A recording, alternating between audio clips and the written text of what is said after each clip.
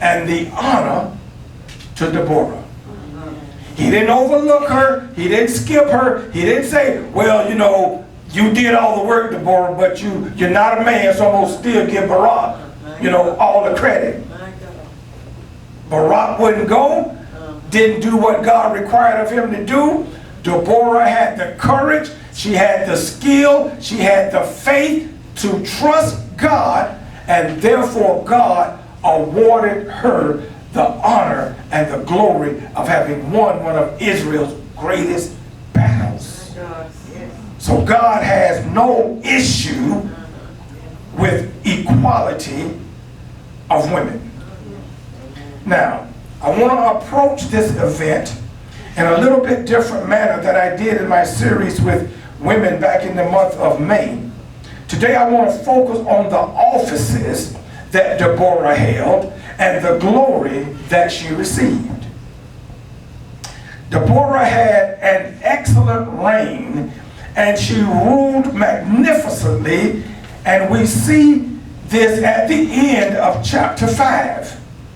Look at chapter 5, verse 31.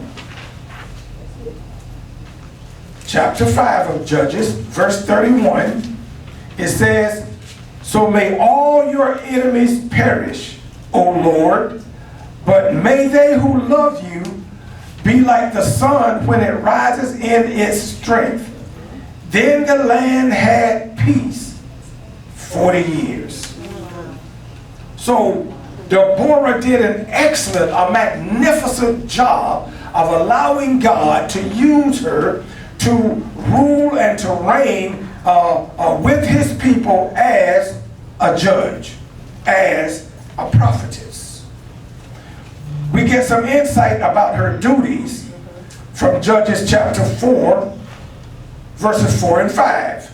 It says, "Deborah, a prophetess, the wife of Lapidoth, was leading Israel at that time. She had court under the palm of Deborah, between Ramah and Bethel in the hill country of Ephraim, and the Israelites came to her to have their disputes decided."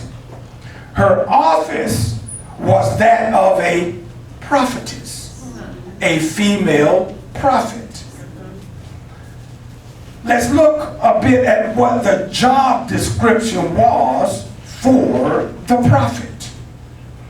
The Hebrew term for prophet or prophetess is the word Nebiah, N-E-B-I-Y-A-H, Nebiah.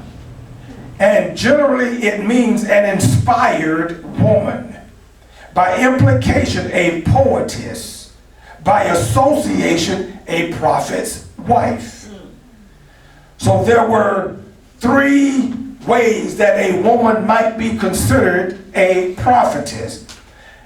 Inspired by God. By implication, if she was a poetess, one that wrote poetry. And then by association, if she was the wife of a prophet. Kind of like in our realm today, when a man is given a position as a deacon, generally speaking, his wife automatically becomes deaconess. But according to Matthew Henry's commentary, there's some dispute about what her introduction actually implies as it relates to her being married. Matthew Henry states the following. He says, "The preparation of the people for their deliverance by the prophetic conduct and government of Deborah, her name signifies a bee, B-E-E. That's what Deborah means, a bee. And he says, and she answered her name by her industry, wisdom, and great usefulness to the public, her sweetness to her friends, and sharpness to her enemies. She is said to be the wife of Lapidoth." But Matthew Henry says, but the termination not being commonly found in the name of a man. that term, the name Lapidoth, because we know back in the day, names meant something. And that name Lapidoth was not a term that would be commonly used to signify a man or a man's name. He goes on to say,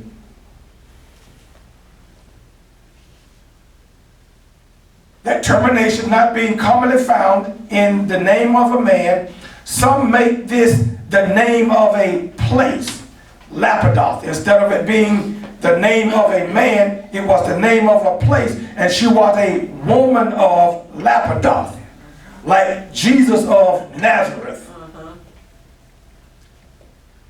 He says, others take it to be that the term Lapidoth signifies lamps. That's what the term signifies. And it says that the rabbin say she had employed herself in making wicks for the lamps of the tabernacle. And having stooped to that mean office for God, she was afterwards thus preferred, or was a woman of illumination, a woman of splendors, one that was extraordinarily knowing and wise, and so came to be very eminent and illustrious.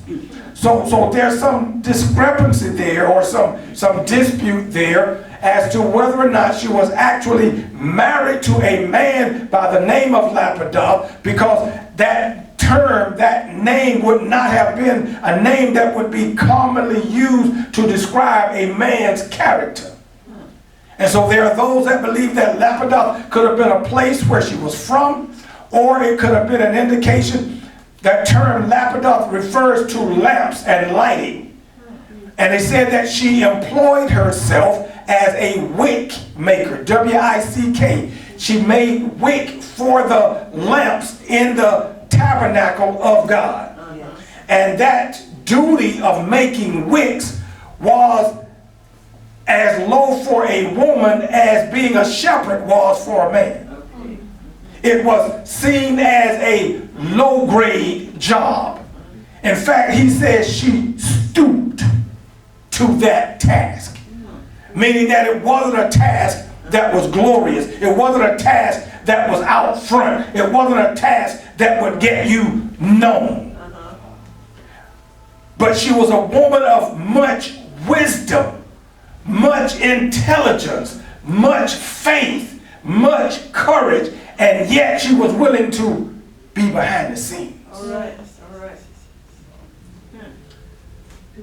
The definition of prophetess stated that she could obtain the office by being the wife of a prophet, but there is no concrete evidence that there was a prophet by the name of Lapidoth.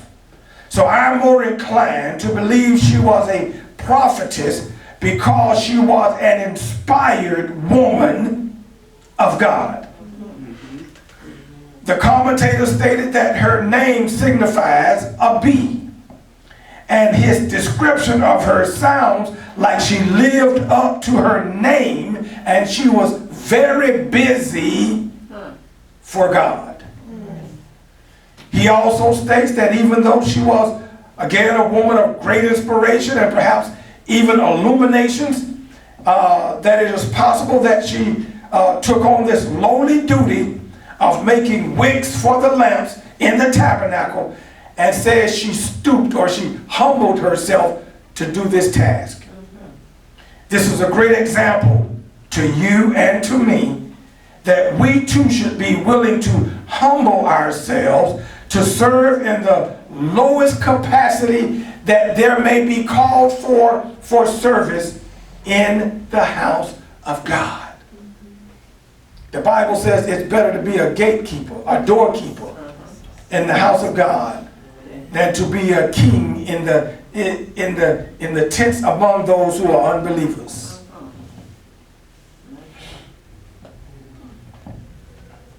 And I've been in that situation. And then I remember hearing Bishop Jakes, that's a big part of his testimony, that when he was a young minister, they never let him preach. He said he was in church for 7 years. And they knew that he had a call on his life, but wouldn't let him preach. He had to clean the church. He had to do all the menial things around the church that, you know, the other big name ministers, I guess, in the church didn't want to do, and all of that. But he stayed faithful to those trivial things until God said it's time to arise. Matthew Henry goes on to describe Deborah like this. He says that she was intimately acquainted with God. She was a prophetess, one that was instructed in divine knowledge by the immediate inspiration of the Spirit of God, and had gifts of wisdom to which she attained not in an ordinary way. She heard the words of God and probably saw the visions of the Almighty. So she wasn't some everyday run-of-the-mill, come-off-the-street person that God said, you know, I'm just going to, you know, grab anybody off the street. She had this relationship with God because God had put the gifts in her, and she surrendered herself to the gifts. There's a lot of folk that are gifted for God, but won't submit themselves to the gifts and to God. I've often said, even from the natural, I don't think the best boxer ever got in the ring. I don't think the greatest basketball player ever got on the court. I don't think the greatest football player ever put on the uniform. Because there are some folk that are talented, that are gifted beyond measure, but they just refuse to submit themselves to the discipline that it takes in order to let that gift make room for them. I've often thought to myself, there was probably somebody that bullied Cassius Clay, Muhammad Ali, when he was Cassius Clay, and he was growing up. There was probably somebody that bullied him, that till the day he died, he probably had a little something inside him as to whether he could ever whoop that guy.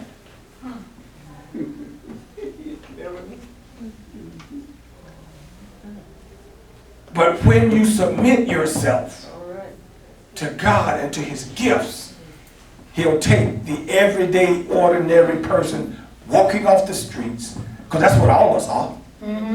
Amen. Nobody's born, you know, with the ability to do all the things that, you know, those who God has called and is using in whatever way he's using us. It's not automatic. This is how the Nelson Bible Dictionary defined the office of the prophet or prophetess. It says, a person who spoke for God and who communicated God's message courageously to God's chosen people, the nation of Israel. He goes on to say the prophet's call. A prophet received his or her call or appointment directly from God. Some prophets, like Jeremiah or John the Baptist, were called before birth, but their privilege was not a birthright. Their authority came from God alone, whose message they bore. So everything that relates to that of a prophet relates to that of a prophetess as well. So I think we can concede that Deborah was a woman who was intimately, intrinsically, and inspired by God, and because her personal devotion to God, she gets cast into the position of the first woman judge of Israel. So now let's look a little bit at her job description as a judge. That was her job description as a prophetess. Judges 4:5 says, she held court under the palm of Deborah between Ramah and Bethel in the hill country of Ephraim, and the Israelites came to her to have their disputes decided. The Wycliffe Bible commentary says this about her. At a time of despair, she aroused her people to fight, and part of Deborah's responsibility as a judge was to sit as arbitress in the settlement of disputes. At a time of despair, he says, she aroused her people to fight. That means Deborah wasn't no wimp. Deborah and all those who were called to the office of judgeship had the responsibility of arbitrating the disputes that arose between the Jews. Now, a lot of women that ain't no wimps. Now, a lot of women that some brothers actually scared to confront because they know she can throw down. As a matter of fact, I heard something like that about my mother-in-law just a couple of days ago. She had one of her brothers that came over, and he was sitting on the couch talking with her, and he said something that I don't think Sister D had ever even heard him saying. She's older than him. And he said, man, when Margaret was young, he said, we ain't fool with her, boy. He said, because she would put these on you. I'm like, Mother Peterson? Gentle, sweet, kind? Mother Peterson? He said, man, when she was young, he said, the boys didn't even mess with her. He said, because she had older brothers and they taught her how to fight. He said, she ain't have a problem putting some dukes on her toe. So Deborah was one of them kind of women that you don't want to be fooling with her. The position that Deborah was called to and the other judges were called to, I think could be compared today with that of being an attorney, a lawyer, or a judge, as many of our lawyers in America today are of Jewish descent. Mm-hmm. Yes, they are. As a matter of fact, it's a stereotype of Jews in America. Just like the stereotype is that all black people can dance. All black people got rhythm. There's a stereotype that all lawyers are Jews. It's a stereotype. Yes. The word judge in the Hebrew was the word shapat, S-H-A-P-A-T. It refers to the activity of a third party who sits over two parties at odds with one another. This third party hears their cases against one another and decides where the right is and what to do about it. He or she functions as both judge and jury. Shapat can be used not only of an act of deliverance, but of a process whereby order and law are maintained within a group. This idea also is included in the concept of the judges of Israel. So, her position as a judge was that she had the wisdom to be able to hear the disputes between two people or two parties of people, hear the evidence from both sides, and be able to discern who was right and who was wrong. That can be a gift for many people. She had the gift of discernment. And then lastly, we see that the position also carries military authority. Judges 4 and 6 says, she sent for Barak, son of Absalom from Kadesh in Naphtali and said to him, the Lord, the God of Israel, commands you, go take with you 10,000 men of Naphtali and Zebulun and lead the way to Mount Tabor. Deborah sent for Barak, the captain of the army. Barak, being the captain of the army, means that he was no wimp. If you were the captain of Israel's army, you had to be a tough, rough, fighting machine. You could not be some wimp. I'll just leave it at the word wimp. Thank you. But you had to be willing to fight. You had to have a spirit of fight in you. You couldn't be a coward and be the captain of Israel's army. And so just the fact that he's the captain of Israel's army, and then knowing that he had to have that personality because he had already led them in battles before, whatever it was that overcame him at this time, he didn't want to go fight. Sometimes you can be in so many battles, you become battle weary. You can get tired of having to fight the battles over and over and over again. And even though the command came from the prophetess, she didn't say, this is what I want you to do as judge. She said, I'm not talking to you as judge, I'm talking to